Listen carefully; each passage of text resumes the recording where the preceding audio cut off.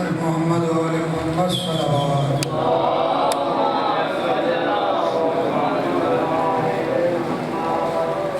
رحم اللہ من قرأ الفاتحہ بسم اللہ الرحمن الرحیم الحمد للہ رب العالمین الرحمن الرحیم مالک یوم الدین ایاک نعبد و ایاک نستعین اهدنا الصراط المستقیم صراط الذین أنعمت علیہم غیر المغضوب علیہم ولا الضالین بسم اللہ الرحمن الرحیم قل هو اللہ احد اللہ الصمد لم یلد ولم یولد ولم یکن له کفوا احد بسم اللہ الرحمن الرحیم قل هو اللہ احد اللہ الصمد لم یلد ولم یولد ولم یکن له کفوا احد بسم اللہ الرحمن الرحیم اللهم اغفر للمؤمنین والمؤمنات والمسلمین والمسلمات الأحياء منهم والأموات تابع لهم بيننا وبينهم بالخيرات إنك مجيب الدعوات إنك على كل شيء قدير دعاؤں کی قبولیت کے لیے امام زمانہ کے ظہور کے لیے بلند تر صلوات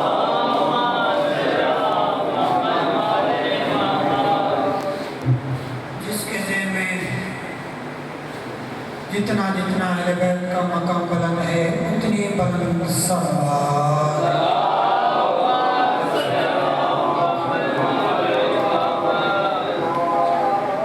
چونکہ پرآشوب در ہے اور انتہائی سنگین دور سے ہم گزر رہے ہیں آج ضرورت ہے اس منجی کی جس کے ذریعے تمام کائنات کو نجات ملنی ہے اس منجی کے ظہور کے لیے بلند تر صلوات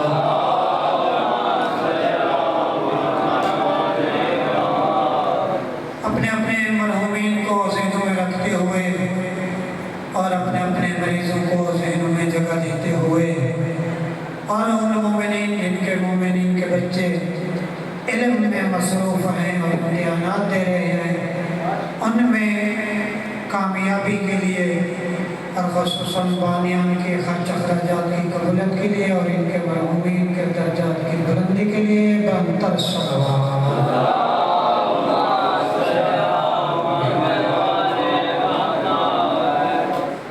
ہر دل کی یہ حسرت ہوتی ہے کہ ہمیں کربلا کی زواری نصیب ہو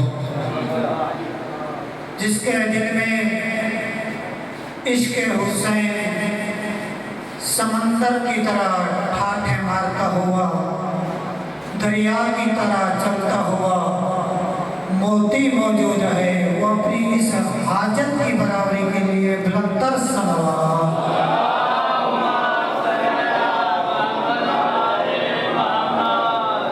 ماشاءاللہ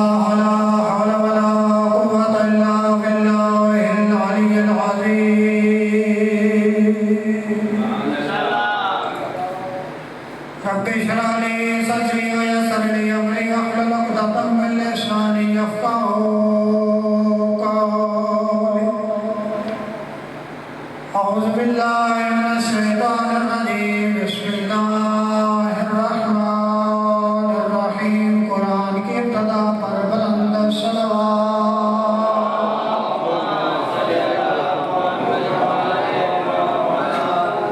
الحمدللہ رب العالمین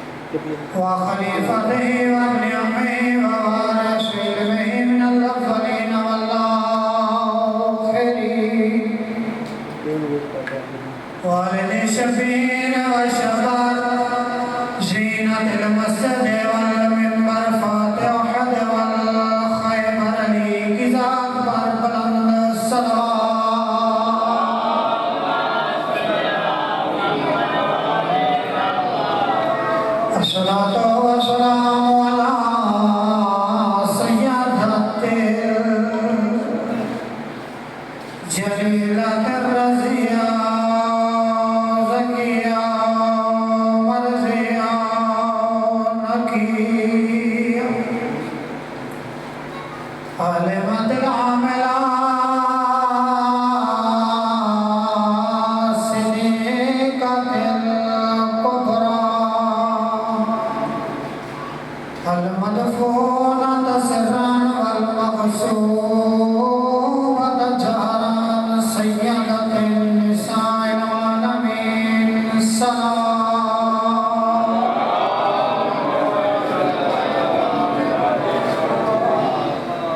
الصلاة والسلام على حسن المعصوم مصموم الاسم الزفار الحسين الغريب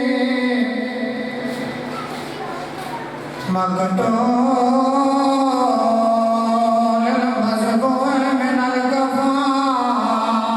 الكفاف في أرض كربلاء في يوم عاشوراء الذين قال وقت وداعه من الخيام يا زينب ويا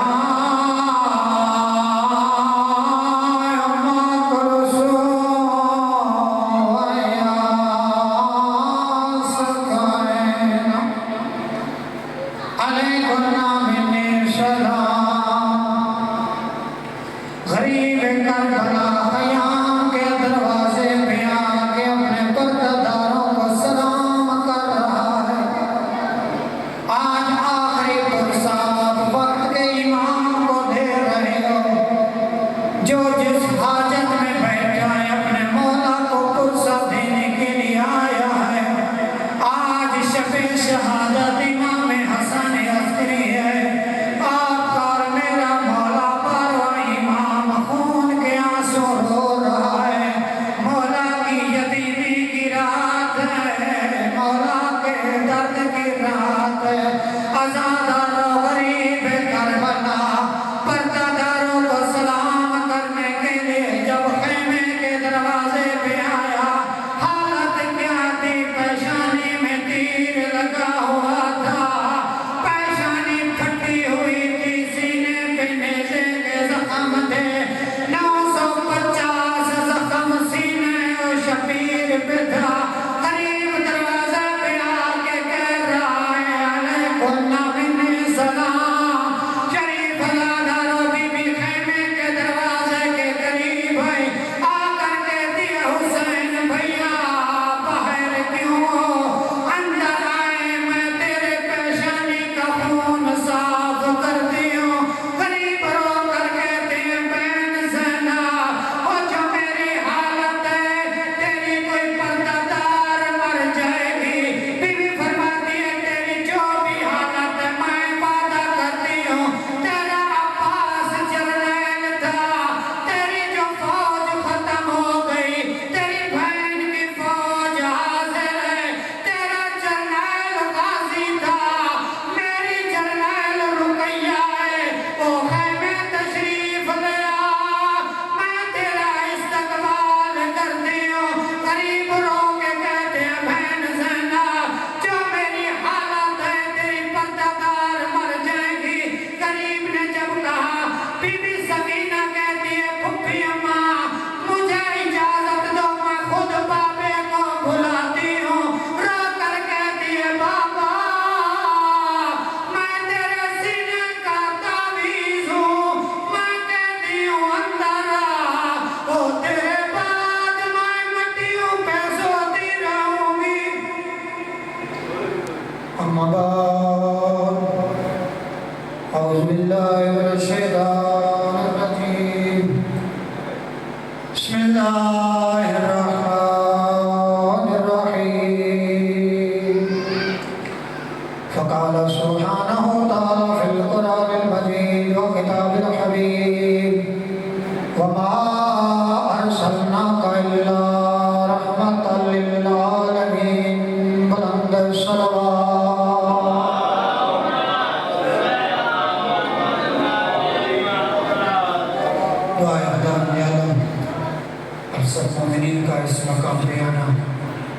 शर्फ़ कबूलियत हो।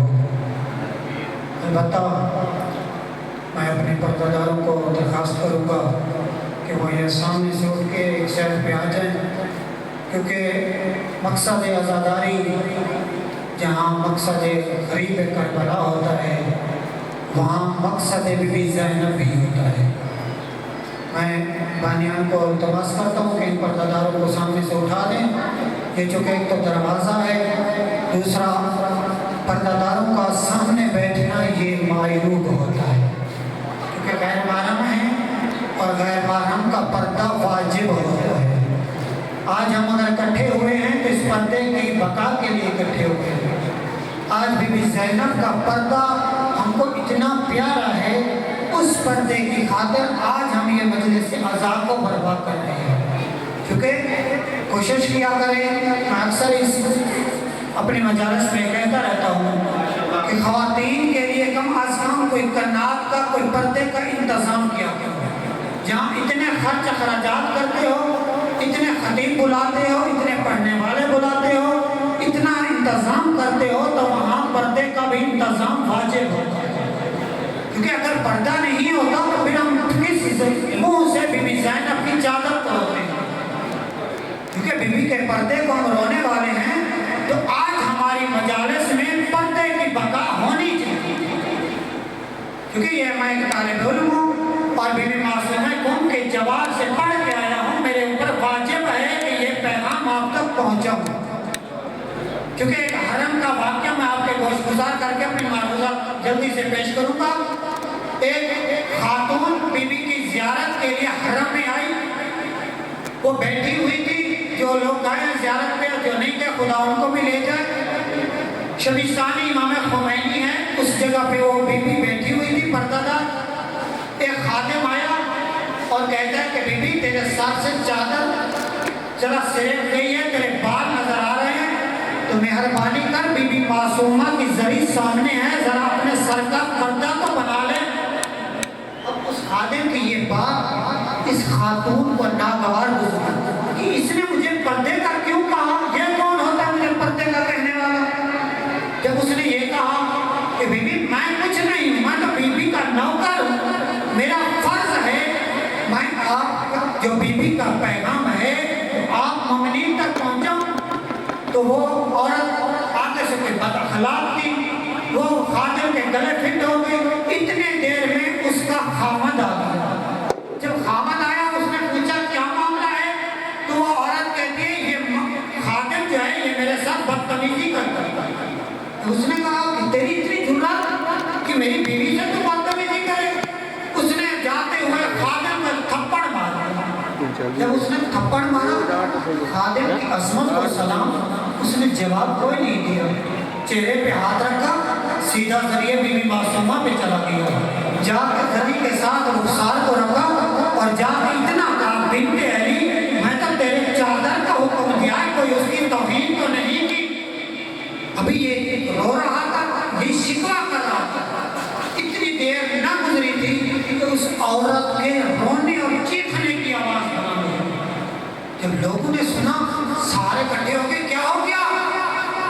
पता नहीं, अभी ये औरत बैठी थी, क्या हो गया नहीं समझ आ रही। सारे हैरान हो गए कि अभी तो ठीक बैठी थी। फिर एक खादिम ने कहा कि बीबी जरा उठो, देखते हैं क्या मामला है, कोई नीचे कोई चीज तो नहीं पड़ी ऐसी। जब कलीन को हटाया गया तो नीचे एक अइतहा था। अब जो ईरान की ज़ियारत कर रहे हैं खुद देखें कितनी सफाई होती है, खासकर हरम में। हरम में फर्श पे बंदे का मुंह नजर आता है, इतनी सफाई। लेकिन कलीन उठाई तो नीचे के अइतहा पड़ा हुआ। वो सारे हैरान हो गए कि ये क्या हुआ, कहाँ से आ गया। इतनी सफाई के बावजूद मसूल खादिम आया, उन्होंने सारों की क्लास ली कि सफाई क्यों नहीं की। वो सारे हैरान कि ये अइतहा कहाँ से आया। तो वो खादिम उधर बीबी के पास ही खड़ा है। जब कुछ मामला बिगड़ा, ये औरत की हालत तबीयत खराब हो गई, उठा के अस्पताल ले गए। जब अस्पताल में गए तो उन्होंने कहा कि इस औरत के बचने के इम्कान खत्म हो गए, अब ये बचने की उम्मीद नहीं है। सारे हैरान हो गए कि क्या हुआ, इतना अइतहा कहाँ से आया। तो वो खादिम का वो जो उसका शौहर था वो बीवी के पास आया, उसको کو کہا کہ مجھے سچ سچ بتا دے کہ معاملہ کیا ہے۔ جو عقل مند شوہر ہوتے ہیں نا وہ سمجھ جاتے ہیں کہ معاملہ کہاں سے بگڑا ہے۔ جس طرح عزیز مصر کا واقعہ آپ نے پڑھا ہوگا، جب جناب یوسف کو اس نے کہا کہ جو تیری عزت پہ ہاتھ ڈالے اس کی سزا کیا ہے، تو عزیز مصر نے جناب یوسف کی طرف دیکھا تو جناب یوسف نے کہا میرا گواہ تو صرف اللہ ہے، اس کے علاوہ میرا کوئی گواہ نہیں۔ تو پھر اس نے کہا میں کیسے مانوں؟ پھر حکم الہی ہوا کہ سامنے ایک گھر میں ایک چھوٹا بچہ ہے، اس کو بلاؤ۔ جب 6-7 مہینے کے بچے کو بلایا گیا تو بچہ اس نے خدا سے بولا اور یہی کہا کہ یوسف معصوم ہے، زلیخا مجرم ہے۔ تو اس طرح یہ بندہ جان گیا، سمجھ گیا کہ معاملہ کہاں خراب ہے۔ اس نے کہا سچ بتا، تیری کوئی قصور تو نہیں؟ کہتی ہے بس اس نے مجھے اتنا کہا، میرے سر سے ذرا بال نکلے ہوئے تھے، اس نے مجھے کہا کہ سر پہ چادر کر کے بیٹھ، بیوی کے حرم میں بیٹھ۔ اس نے کہا تجھے شرم نہیں آتی؟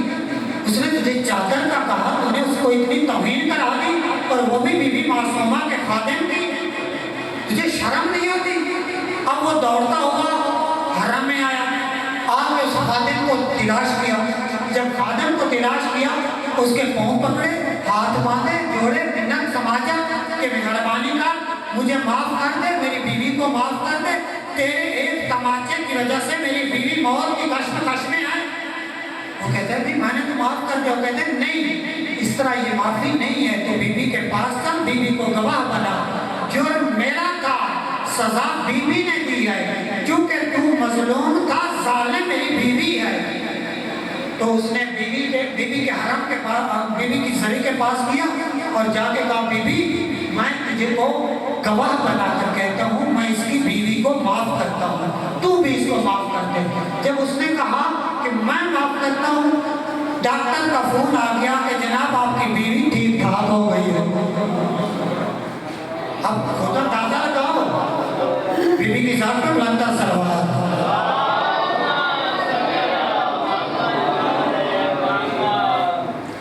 اب خدا اندازہ لگاؤ کہ پردے کی اہمیت کیا ہے۔ جب بیوی معصومہ بھی پکڑنے پہ آ جائے تو کہ اپنے ظاہر کو بھی نہیں چھوڑتی، تو پھر ہم جیسے طالب علموں کو کیسے چھوڑیں گی؟ اس لیے میں سارے دوستوں کو ادب سے کہوں گا کہ یاد رکھو کہ پردہ ہم سب پر واجب ہے، ٹھیک ہے؟ بی بی سیدہ زہرا سلام اللہ علیہ فرماتی ہیں کہ اگر مرد کی غیرت کو دیکھنا ہے تو اس کے پردے داروں کا پردہ دیکھ لو کہ وہ مرد کتنا غیرت مند ہے۔ کسی مرد کی عورت کے پردے سے اس مرد کی غیرت کا پتہ چلتا ہے۔ اور رسول پاک مسجد نبوی میں بیٹھے تھے، کیونکہ ذہن میں تو کچھ اور تھا، موضوع بدل گیا ماحول کو دیکھ کے۔ رسول پاک ممبر مسجد مدینہ میں بیٹھے ہوئے تھے، سوال کر دیا میرے صحابہ مجھے یہ بتاؤ کہ عورت کی سب سے زینت کیا ہے؟ وہ جو ہے نہیں، اگرچہ میری باتیں کڑوی ضرور ہیں لیکن شہد کی طرح ان کا اثر ضرور ہوگا۔ بلندر سوال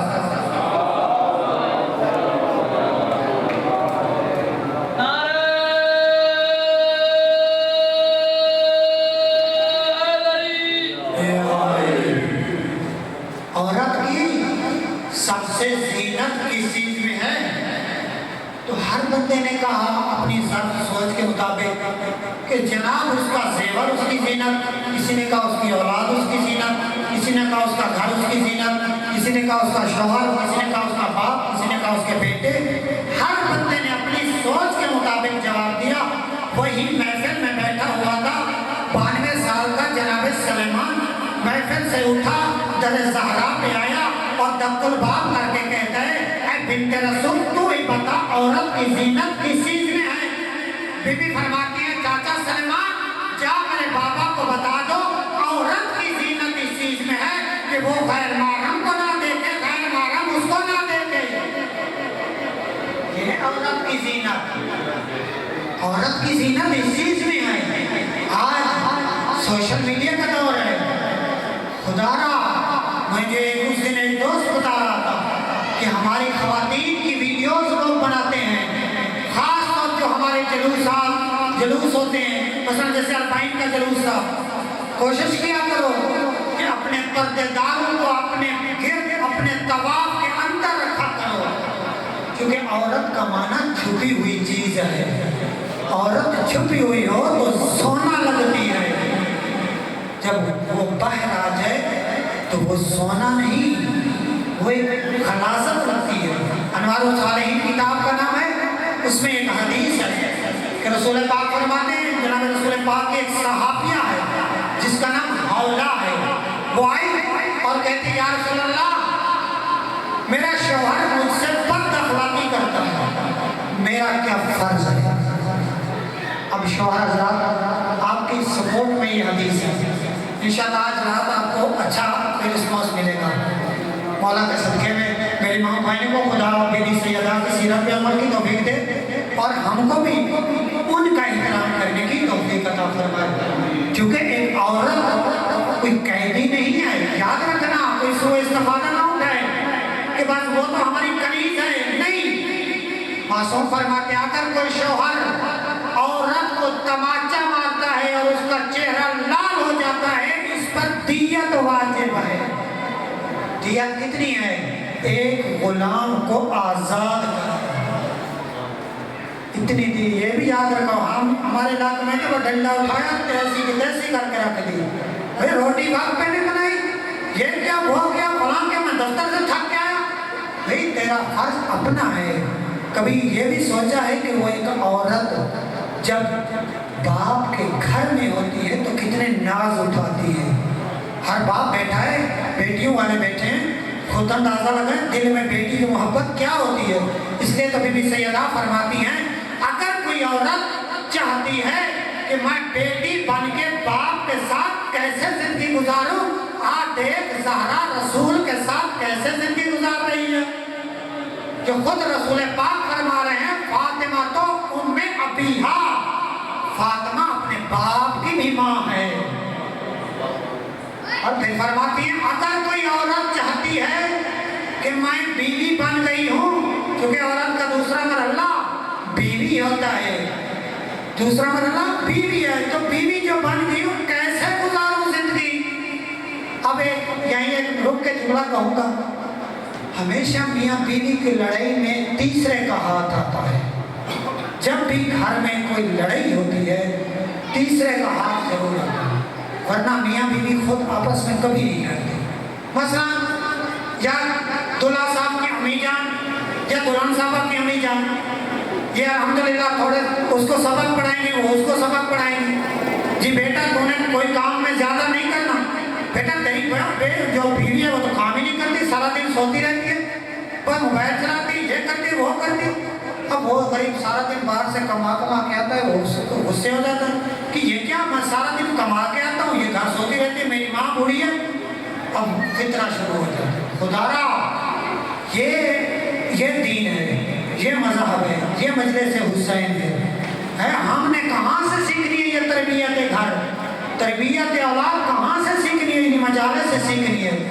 کوئی ہمارے گھر میں کوئی فرشتہ جبرائیل نہیں آنا کہ جناب شاہ صاحب، مخدوم صاحب، ملک صاحب، سردار صاحب کہ رسول نے یہ کہا، حبیب نے یہ کہا، بی بی نے یہ کہا، تو یہ کر، نہیں۔ یہ مجالس حسین ہیں جہاں کردار زینبی بھی ملتا ہے، کردار حسینی بھی ملتا ہے۔ اگر ان مجالس میں کردار زینبی نہیں ہے، کردار حسینی نہیں ہے، تو ہماری مجالس کیسی ہیں؟ پھر ان مجالس کا فائدہ کیا ہے، خرچ اخراجات کا کیا فائدہ؟ یہ جو اتنے لوگ آتے ہیں، پڑھنے والے کی ذمہ داری ہے، کوئی مسئلہ بھی میں کوئی 8 گھنٹہ پڑھ گیا، یہ آپ کے ایک ایک فرد کے 30 منٹ کا قیامت کے دن مجھے حساب دینا ہے، اللہ مجھ سے حساب لے گا کہ ہاں بھی بتا خطیب صاحب سٹیج پہ بیٹھا تھا، کتنا دین بتایا تھا، بی بی معصومہ سامنے ہوگی، ہاں بھائی میرے گھر کے میرے جوار میں میرے قدموں میں آ کے 3.5 سال میرا نمک کھایا، کتنا میرا حکم بتایا۔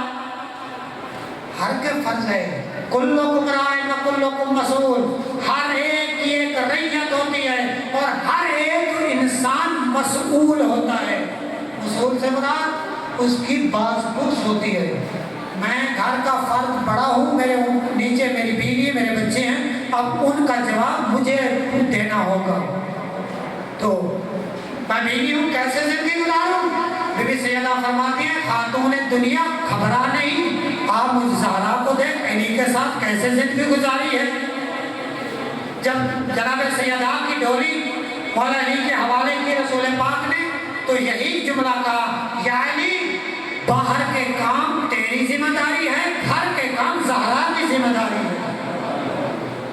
یہ نہ ہو کہ عورت، کیونکہ ہمارے معاشرے میں بہت دکھ ہوتا ہے، افسوس ہوتا ہے، مرد سو رہا ہوتا ہے، عورت گھاس کاٹ رہی ہوتی ہے۔ یہ کہاں کی کسوٹی ہے، یہ کہاں کا انصاف ہے؟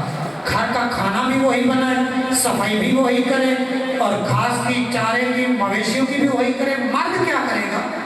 یہ مرد کی ذمہ داری ہے۔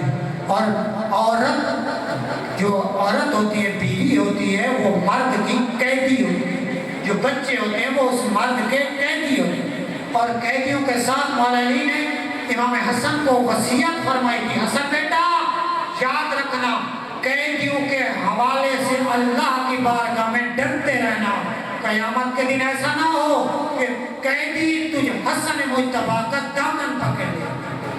قیدیوں کے ساتھ سلوک کیسا ہونا چاہیے؟ اچھا سلوک ہونا چاہیے۔ پھر تیسرا مرحلہ، ماں بن جاتی ہے۔ عورت پوچھتی ہے کہ میں ماں بن گئی ہوں، میں کیسے زندگی گزاروں؟ بی بی فرماتی ہے آپ مجھ کو دیکھ، میں نے حسن حسین کو کیسا پروان چڑھایا، میں نے زینب و کلثوم کو کیسے پروان چڑھایا۔ اس لیے تو میں یہ جملہ کہتا رہتا ہوں، اگر ماں فاطمہ ہو تو بیٹا حسین بنتا ہے، اگر ماں میسونہ ہو تو بیٹا یزید بنتا ہے۔ ماں کا بہت بڑا کردار ہوتا ہے۔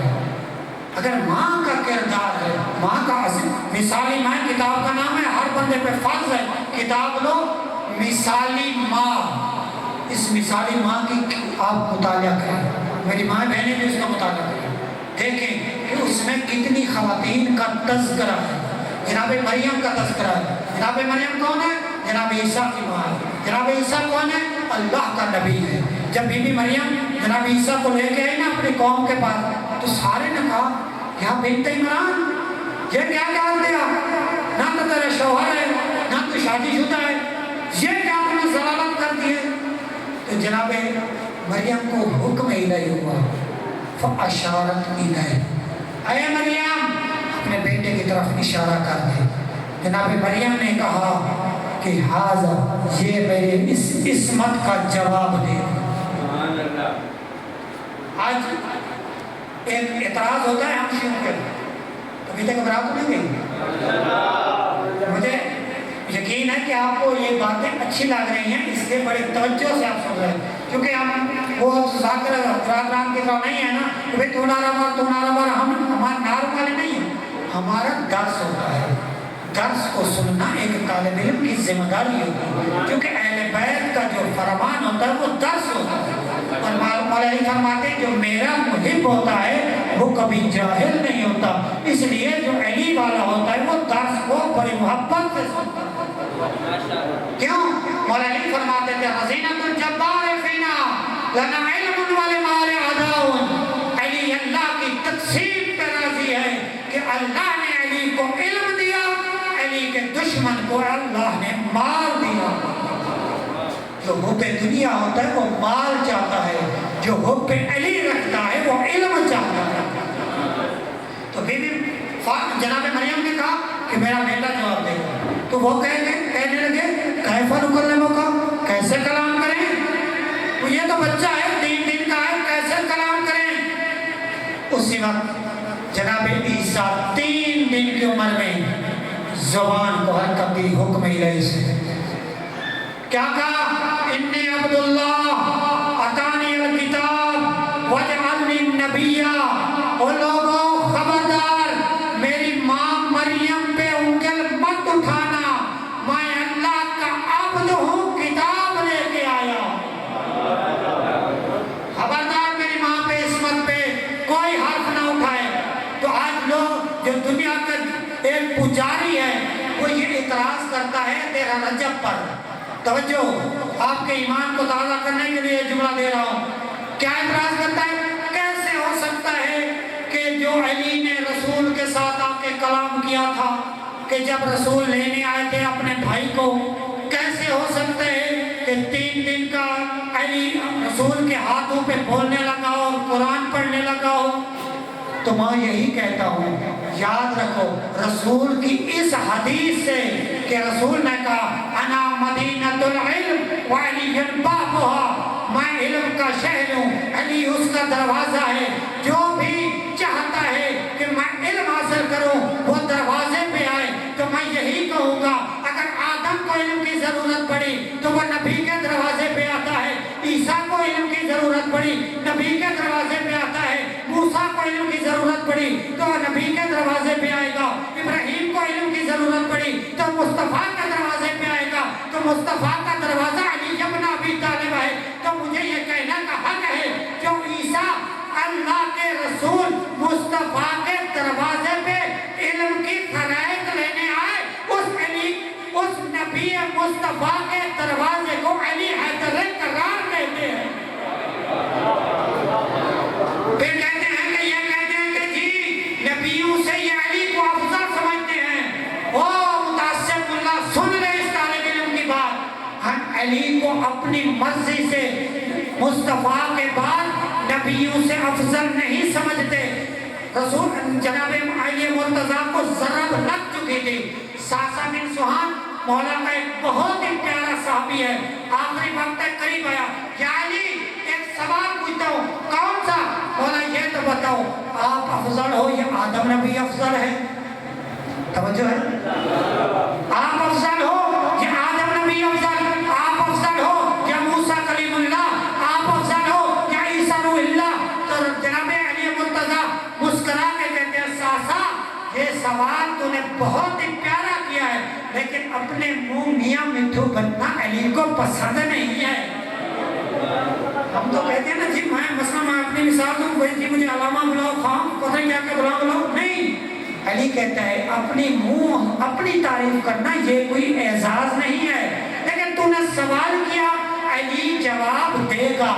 مولا بتائے، مولا نے فرمایا اے ساسا تو جانتا ہے جب اللہ نے جناب آدم کو جنت میں بھیجا تھا تو پھر جنت میں جب ابلیس نے جناب آدم کو وہاں سے نکالا، جب جنت سے آدم نکلنے لگے حکم الہی ہوا کہ اے آدم یہ جنت کا لباس جنت میں رکھ کے جا، اب تو خود بتا۔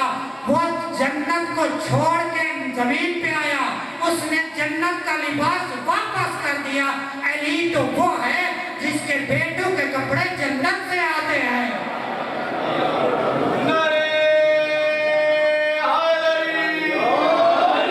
اب تو خود بتا علی افضل ہے یا آدم افضل ہے؟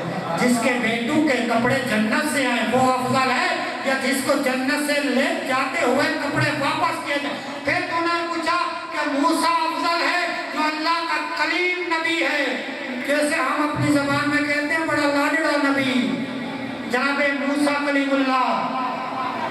آپ نے سوال کیا کہ موسیٰ افضل ہے یا علی افضل ہے؟ سن، جب موسیٰ نے فرعون کے قبیلے کے ایک بندے کو قتل کیا تھا، جب جناب موسیٰ نکل رہے تھے شہر سے، دیکھا باہر 2 بندے لڑ رہے تھے، تو جب دیکھا کہ ایک موسیٰ کے چاہنے والا ایک فرعون کے چاہنے والا، تو موسیٰ کے چاہنے والے نے کہا یا نبی اللہ ادعونی ادرکنی میری مدد کر۔ جناب موسیٰ نے دیکھا کہ یہ میرا کلمہ گو ہے اور فرعونی اس پہ زیادہ ہے، طاقتور ہے، تو جناب موسیٰ نے اس کو ایک مکہ مارا، فرعونی وہیں فنار ہوا۔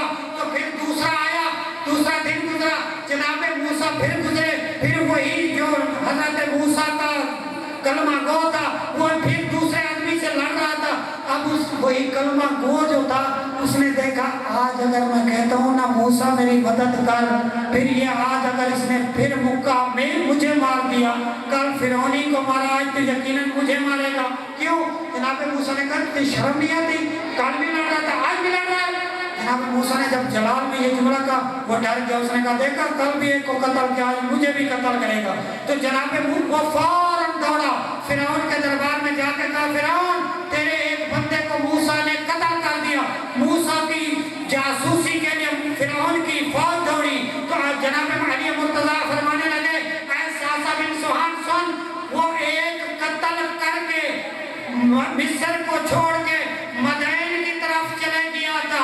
جب مدین گیا واپس جب آ رہا تب مصر میں حکم الہی ہوا کہ اذهب الى فرعون انه طغى، اے موسیٰ جا فرعون کے پاس، وہ سرکش بن گیا ہے. تو جناب موسیٰ کہنے لگے کہ پروردگار جاتا ضرور ہوں، میں ان کی قوم کا ایک قاتل بھی ہوں، ان کا ایک بندہ قتل کیا تھا، مجھے ڈر ہے وہ مجھے مار دیں گے. تو ساسا سن، وہ ایک بندے کو قتل کرنے کے بعد اتنا ڈرا ہوا تھا. تجھے یاد ہے جب سورت توبہ نازل ہوئی تھی تو رسول خدا کو حکم ہوا اے میرا حبیب یا تو خود تو جا یا اس کو بھیج جو تجھ جیسا ہو. تو کسی کو پہلے بھیجا، اس کو بلایا، پھر بھیجا، اس کو بلایا، تیسرے کو بھیجا، اس کو بلایا. حکم الہی ہوا حبیب میں نے کہا یا خود جا یا اس کو بھیج جو تجھ سے ہو. تو ایسا سا وہی سورت توبہ کی آیات علی حیدر قرار لے کر مکہ مکرمہ میں جب داخل ہوا، خانہ کعبہ کی ٹیک لگا کر علی جب برات من اللہ کہنے لگا، مکہ کا کوئی گھر ایسا نہیں تھا جس کا قاتل علی نہ ہو. اب تو خود بتا، موسیٰ ایک قتل کرنے کے بعد ڈر گیا تھا، علی تو وہ ہے جو ہر گھر کا قاتل ہے، سورت برات بھی پڑھ رہا ہے.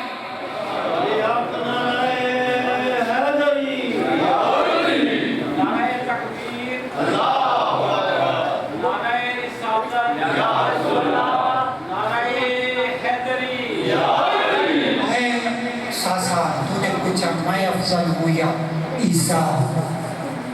وقت بہت تیزی سے گزر گیا، پتہ نہیں چلا.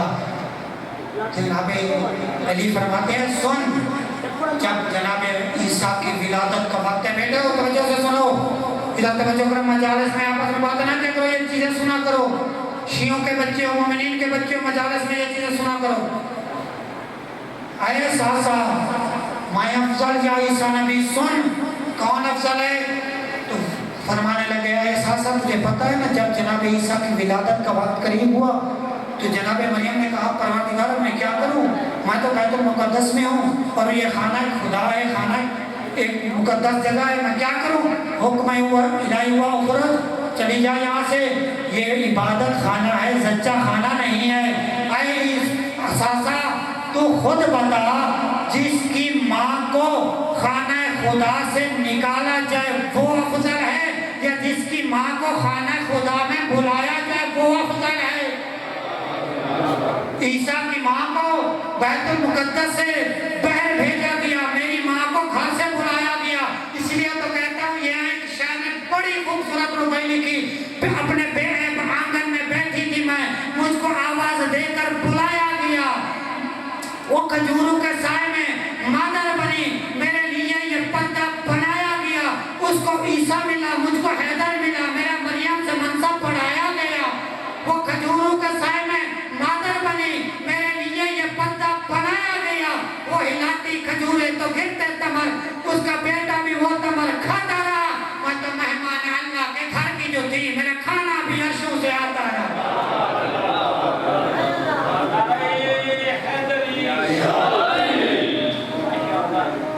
وہی کتنی عزت کا مالک. بس فقط دو جملے کیونکہ اذان کا وقت بالکل قریب ہو چکا ہے. کتنی عزت کا مالک تھا وہ علی، جس علی کے بارے میں اللہ کا قرآن کہتا ہے اما یتساءلون، اے میرا حبیب لوگ تجھ سے سوال کرتے ہیں عظیم خبر کے بارے میں. وہ خبر کیا ہے؟ وہ علی کی امامت و ولایت و رسالت کا بارے ہے. وہی علی ہے، کوفے کی مسجد ہے.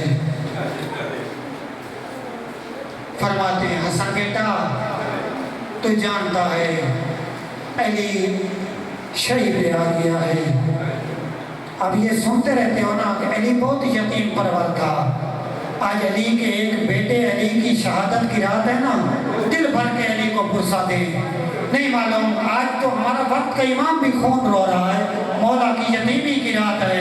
دعا مانگتا ہوں خدایا سارے ابو کا سایہ ان کے سروں پہ قائم رہا.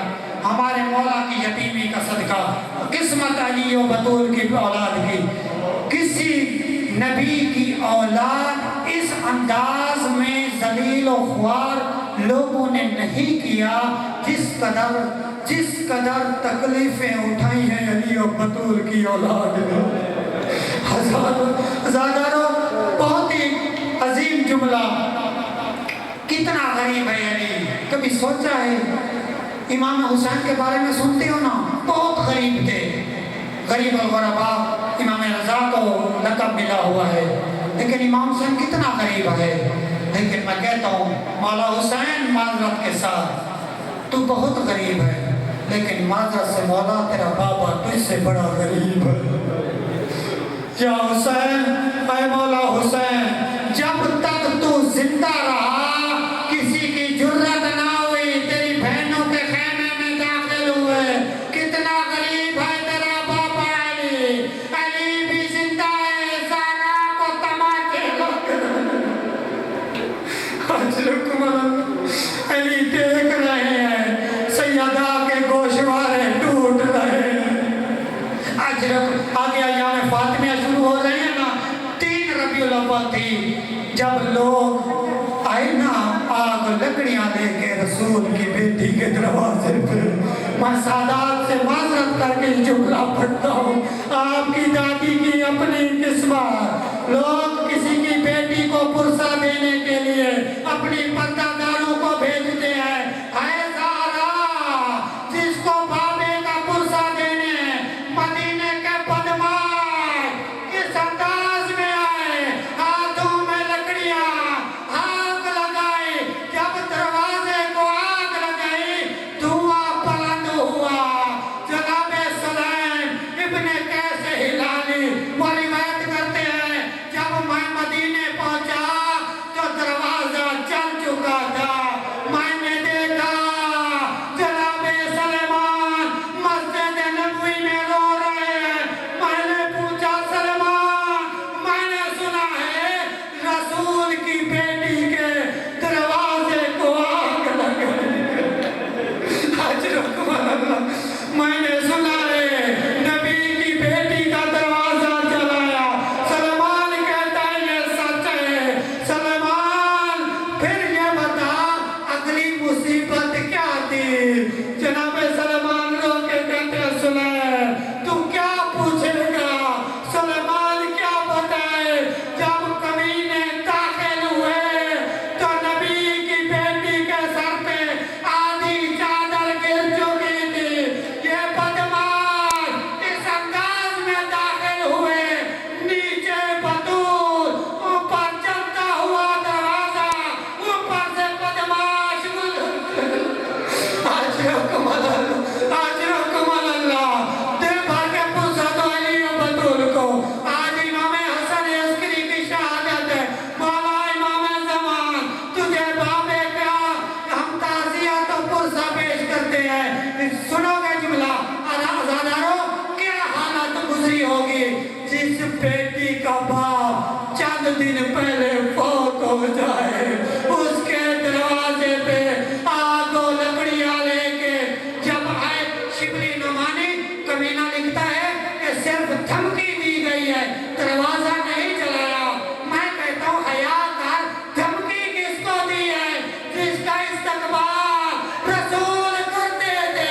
جب بھی سیدہ آتی رسول کھڑے ہوتے, کبلا یدیہا, اپنی بیٹی کی پیشانی چومتے, ہاتھوں پہ بوسے دیتے, اپنی مجلس اپنی جگہ پہ بٹھاتے, رو کے کہتے تھے ایوہ الناس اعرفی, اس کو پہچانو, ہذہ فاطمہ, یہ میری بیٹی فاطمہ.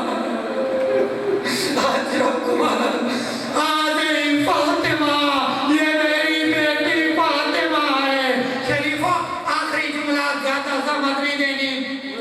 جب آخری وقت ہوا نا, بی بی کہتی ہیں یا علی میں جا رہی ہوں بابے کے پاس, میری وصیتیں سن لو. زہرا کون سی وصیتیں؟ یا علی غسلنی فی اللیل, کفنی فی اللیل,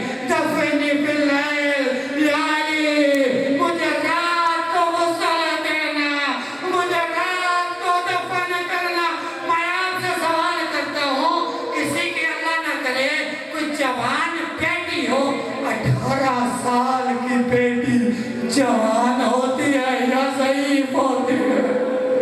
18 साल की उम्र जवान होती है हर की बेटियां, किस्मत नबी की बेटी की उम्र 18 साल, उम्र 18 साल थी, कमर झुक गई थी, सर के बाल सफेद, यानी मेरी वसीयत है हर रात मेरी कब्र पे कुरान जरूर पढ़ो। अजरकुम अल्लाह, हर रात मेरी कब्र पे कुरान जरूर सुनाना। फिर फरमाया यानी मेरी वसीयत गौर से सुनना। मैं आपसे सवाल करता हूँ, अल्लाह न करे हमारे इलाके में कोई फौत हो जाए तो क्या करते हैं कि मेरा हर इमाम बारगाह में, हर मस्जिद में ऐलान कराना कि फला वक्त जनाजा होगा। यानी मैं तेरी मिन्नत करती हूँ उन लोगों को मेरी इतला ना देना जिन्होंने मेरा मोहसिन मारा और जिन्होंने मेरी पसलियां तोड़ी। यानी मेरी आखिरी वसीयत हर रात आना, अगर हो सके तो मेरे हुसैन को ले आना, मेरे हुसैन को मेरी कब्र पे ले आना। क्यों फरमाती हैं मेरी हुसैन के बगैर बिल्कुल नहीं गुजरती। अला लानतुल्लाहि अलल कौम ज़ालिमीन। अम्मा यजीबुल मुस्तरा इला दावा व यक्शिफु सूअ, अम्मा यजीबुल मुस्तरा इला दावा व यक्शिफु सूअ। अपने अपनी इबादत की कबूलियत के लिए, बानियान के अखराजात की कबूलियत के लिए बुलंद तर सलावत।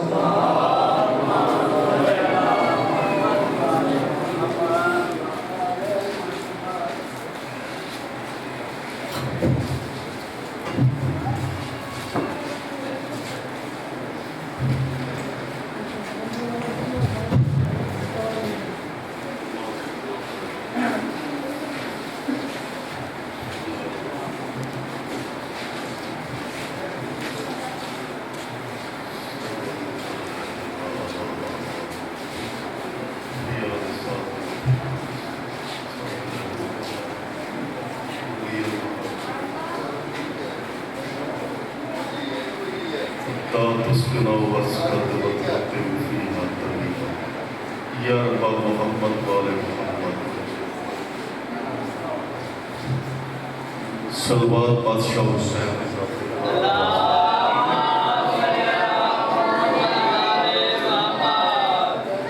نعرہ تکبیر اللہ اکبر سب بولو نعرہ تکبیر اللہ اکبر نعرہ رسالت یا رسول اللہ نعرہ رسالت یا رسول اللہ نعرہ حیدری یا علی مشکل کشار الاسلام نعرہ حیدری یا علی مشکل کشار الاسلام حسینیت زندہ باد سب بولو حسینیت زندہ باد یزیدیت مردہ باد یزیدیت مرداباد دعا جہانا دی سین دے دشمنہ تے لعنت بے شمار لعنت دعا جہانا دی سین دے دشمنہ تے لعنت بے شمار صلوات بادشاہ حسین دی ذات دے بلند آواز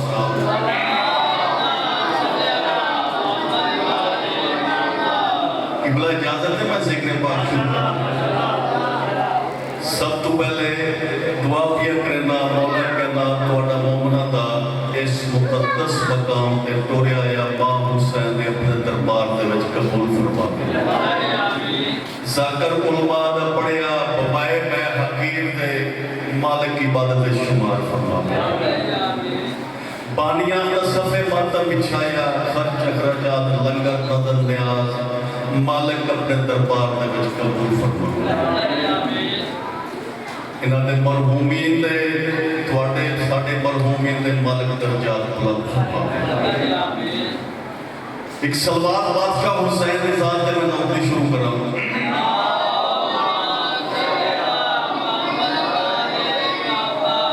رجب چلدا پیا رجب ربیع الاول ربیع الاول چلدا پیا ربیع الاول نوں مد نظر رکھدے ہویا भाई अर्ज करना तै हलीमा को नाता का मौजू बनाया है और बात ही रख लावे तै हलीमा को नाता का मौजू बनाया है जेड़ी मदनी नू चाके खिलैंदी रही तै हलीमा को नाता का मौजू बनाया है जेड़ी मदनी नू चाके खिलैंदी रही तै जुत्ती को भी मोहतरम समझी है